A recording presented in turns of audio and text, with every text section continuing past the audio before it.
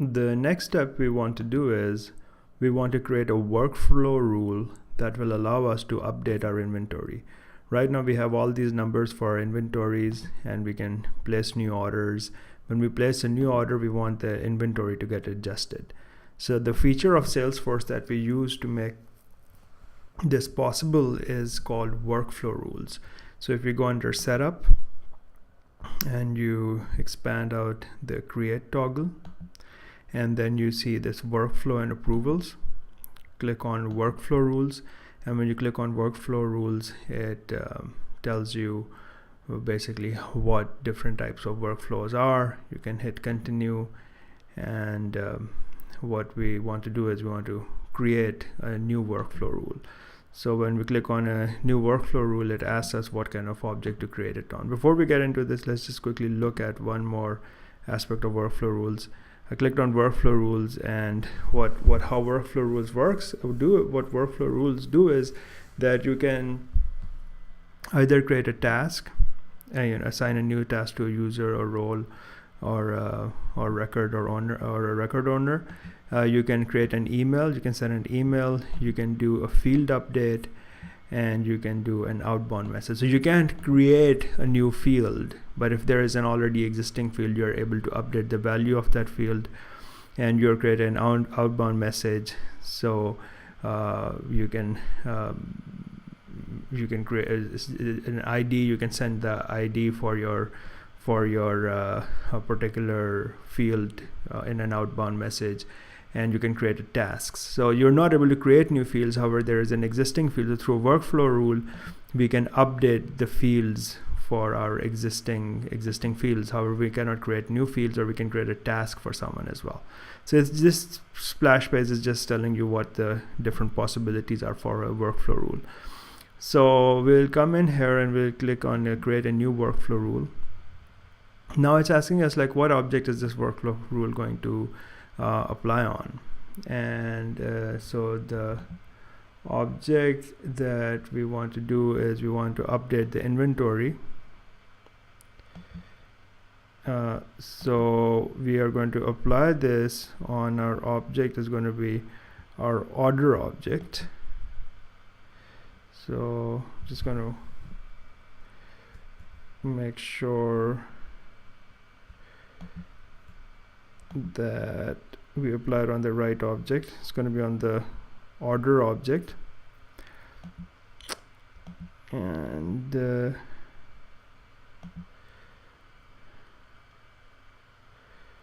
so we'll have to test to make sure that we picked up the right order.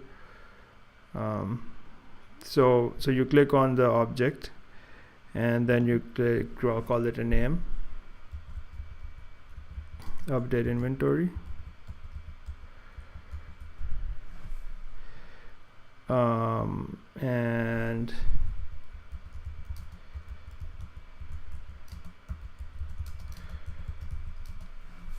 this rule will allow us to change the inventory based on order.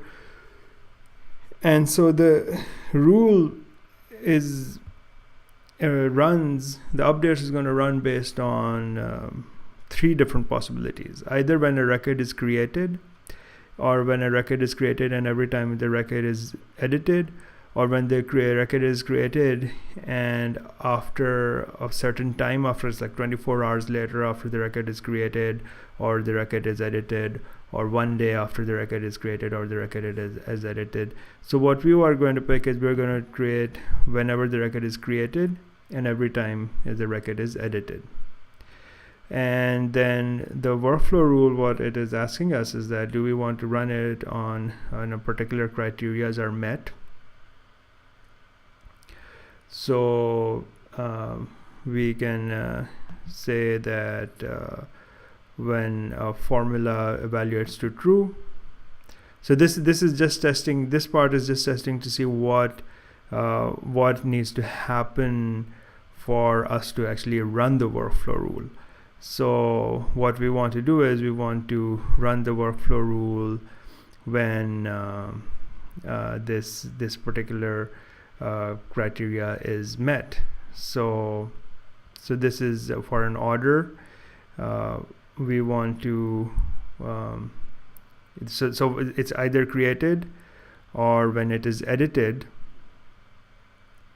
So we can use the criteria is met field, or we can use a formula field. That formula evaluates to true.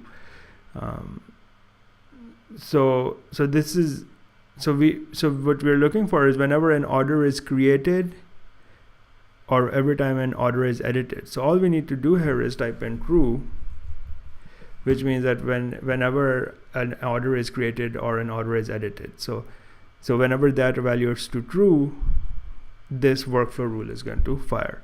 So we can click on save and next. And now it's asking us that, okay, so now whenever your order is created or edited, we are going to have some workflow action needs to be added to it. What this workflow rule is going to trigger, but what is the workflow action that we need to add? So this right here is asking us, like, do you want to create a new task? You want to send out an email alert, or do you want to do a new field update, or you want to send out an outbound message, or you want to select an existing action that you've already defined? So what we will do is we will do a new field update. And so the field update, to identify this particular task that we're creating, so we're going to call it update inventory. And it's going to update the inventory, and it's going to ask us, like, which one of the fields do we want to update. So the field that we want to update is in the food inventory, and in the food inventory we want to update the quantity available field. So we're going to update the quantity available field, but how are we going to update the quantity available field? So we're going to use a formula. So the formula that we're going to use is we will use show formula editor. So the formula we're going to use is we're going to use an if statement again. And in this if statement, what we want to do is we want to update this quantity available in the inventory object based on the order that has been placed by the customer. So we will use the if statement, because if we just simply added or subtracted from the inventory, then if this customer is revising their order, then it's going to subtract the total amount every time. So let's say if the customer ordered 5,000 units, then it's going to subtract 5,000 units for the first time, but then the customer again changed their order to 6,000 units, then it's going to subtract 6,000 units. So if we were to write a simple formula that the simple formula basically read quantity available minus insert field and quantity ordered. So this will just reduce the amount. So if the customer revised their order from 5,000 to 6,000, it's going to deduct 6,000. So we need to make the distinction between whether it's a new order, if it's an existing edit to an, or it's an edit to an existing order. So we'll use an if statement for that. So we'll insert our if statement, and the logic test we're going to use is new. So if it is new, then if the record is new, then the action we want to do is we want to take the inventory, the quantity available, and we want to subtract the quantity ordered or order quantity from the quantity available.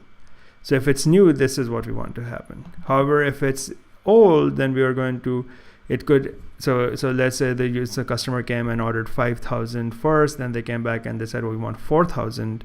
So in that case, we want to put that 1,000 back into our inventory. However, if they came back and said they wanted 6,000, then we want to deduct an additional 1,000 from the inventory. So we need to have an if statement that decides whether the revised order is higher than the prior order or is it lower than the prior order. So we will submit another if statement over here. And this is our if statement right here. And the logic test is, the first logic test that we're going to give is that if the current order quantity is greater than the prior value of the order quantity. So we'll just copy this order quantity like this, and we will say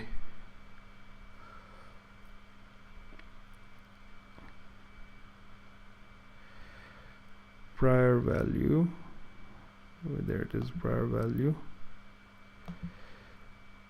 If the order quantity is greater than the prior value of the order quantity, then what we want our SalesForce to do is we want to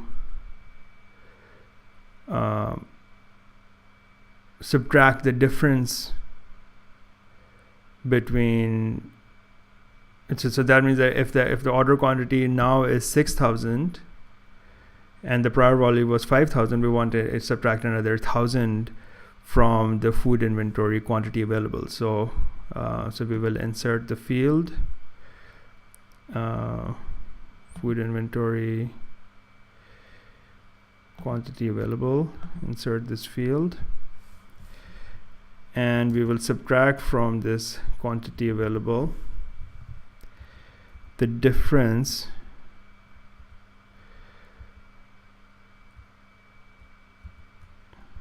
of, so the difference between the 6,000 minus the 5,000, which is the quantity, order quantity minus the prior value of the order quantity.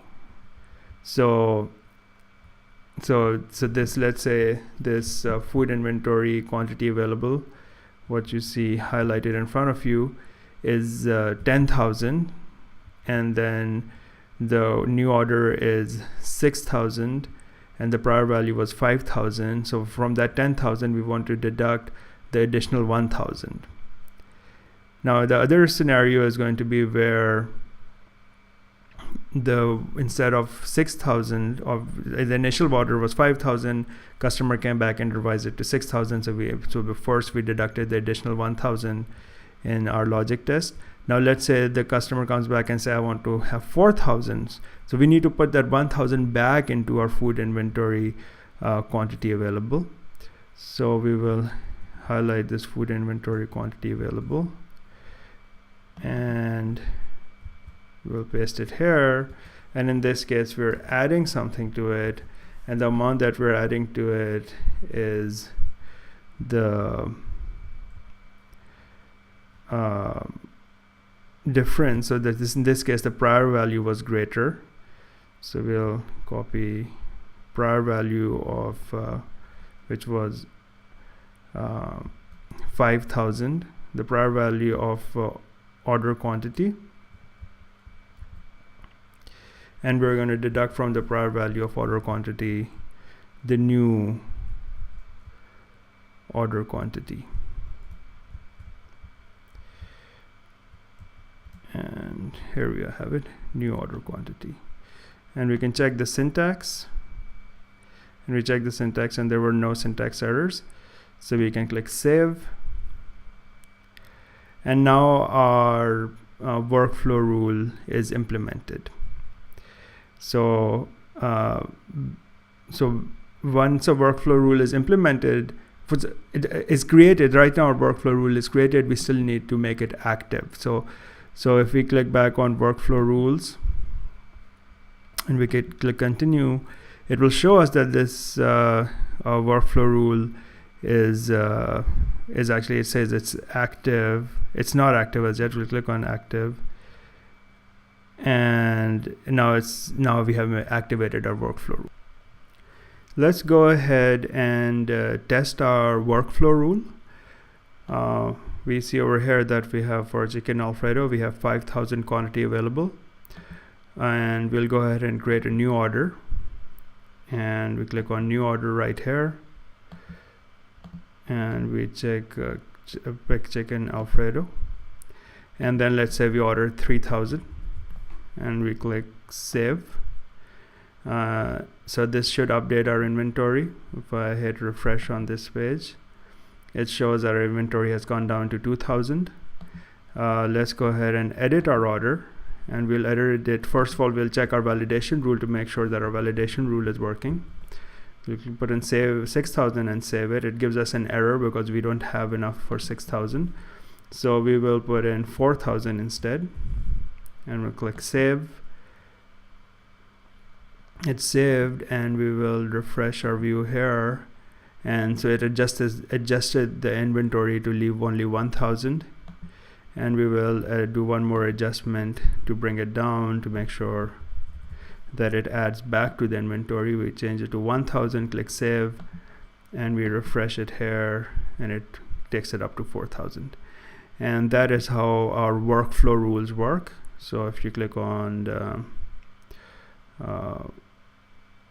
workflow rules and click continue, you can see that there's a workflow rule called update name, which runs on when the criteria is true, and the workflow action within the workflow rule is a field